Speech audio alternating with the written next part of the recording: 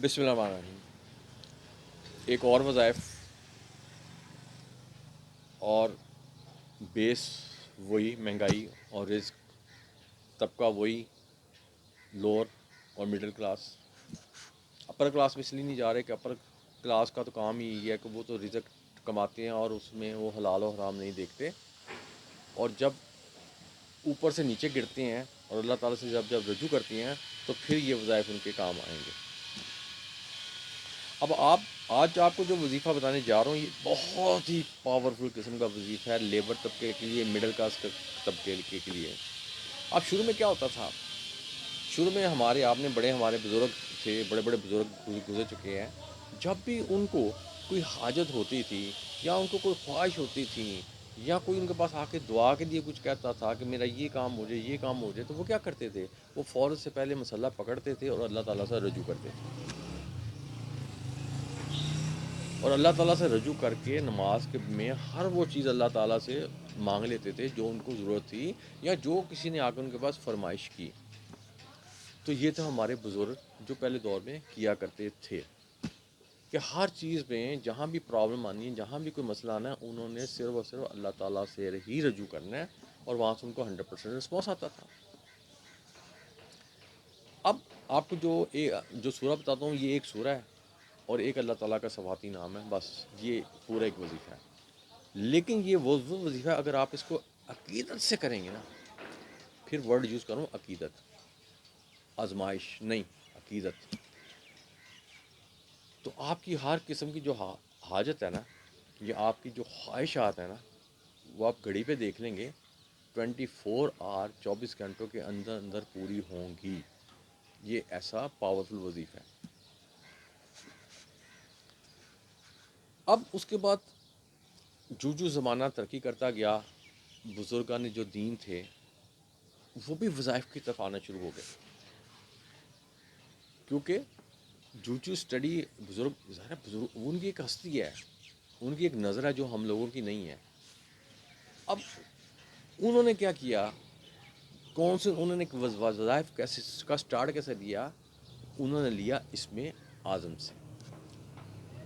حضرت سلیمان کے متعلق آپ کو بتایا ہوا تھا کہ ان کے پاس لوگ آتے تھے، اپنا کام کرواتے تھے، اور آپ سب بھی یہ پوچھتے تھے جی کہ حضرت سلیمان کے پاس کون سا ایسا اسم اعظم ہے کہ لوگ آتے ہیں اور ان کے کام منٹوں میں ہو جاتے ہیں؟ تو وہ میں نے آپ کو ساتھ بتایا تھا کہ ان کے پاس بڑی ڈیٹیل بتانے کے بعد اینڈ پہ آ کے میں نے آپ کو بتایا تھا کہ ان کے پاس ایک یہ تھا جس کو ہم جو بھی کہتے ہیں یہ پتھر، اور اس کا کلر بلیو رنگ کا تھا، اور اس کے اوپر پورا کلمہ لکھا ہوا تھا لا الہ الا اللہ محمد رسول اللہ اللہ ہو، یعنی کہ اس میں ان کے پاس اسم اعظم کون تھا؟ ان کے پاس حضرت سلیمان کے پاس اللہ ہو۔ یہ بات بیچ میں ایک دم ذہن میں آیا تو آپ کو بتا دیا۔ تو یہ بزرگوں نے بھی نا اسم اعظم پڑھنے شروع کر دیے، اسم اعظم بھی مختلف قسم کے ہیں۔ اب جس بزرگ کے ذہن کو یا دل کو لگا وہ اس نے اس کو پڑھا اور اس سے اس نے فائدہ اٹھایا۔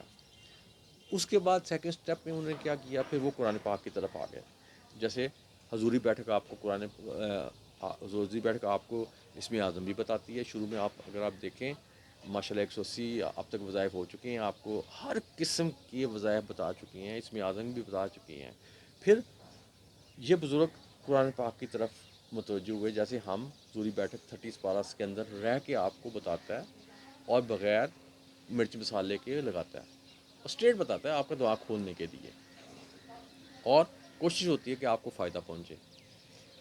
تو پھر انہوں نے ان وظائف کو، قرآن پاک کی جو آیات ہیں ان کو اسٹڈی کیا اور پھر ان کا مطالعہ شروع کیا، پھر ان کو ایز اے وظائف پڑھنا شروع کیا، پھر دیکھا کہ یہ کون سی چیز ہے جس کو کتنی تعداد میں پڑھنا چاہیے کہ بندے کا یہ مسئلہ سالو ہو جائے گا۔ تو وہاں سے یہ تعداد کا ورڈ جنریٹ ہوا، دیکھیں نا 313 مرتبہ یا 100 مرتبہ، 101 مرتبہ یا 1.25 مرتبہ، تو یہ ساری انہی بزرگوں نے ایک کیلکولیٹ کیا۔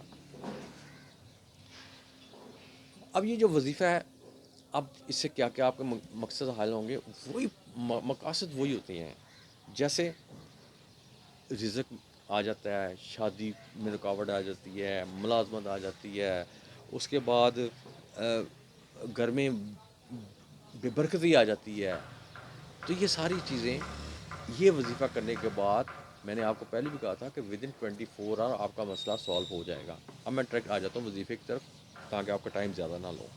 3 دفعہ آپ نے پڑھنا ہے درود ابراہیم، اور 101 مرتبہ آپ نے پڑھنی ہے سورۃ الکوثر، اور اس کے بعد آپ نے 3 دفعہ درود ابراہیم پڑھ کے اس کو بند کر دینا ہے، اور اس کے بعد اللہ تعالیٰ سے آپ جو چاہیں دعا مانگیں.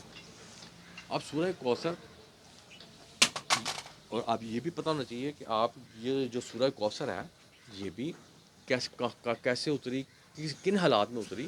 یہ ان حالات میں اتری جب عرب دور میں جب کسی کے ہاں لڑکے کی یا لڑکا نہیں ہوتا تھا، یا لڑکا ہو کے فوت ہو جاتا تھا، تو اس کو کہتے تھے ابتر. ٹھیک ہے نا.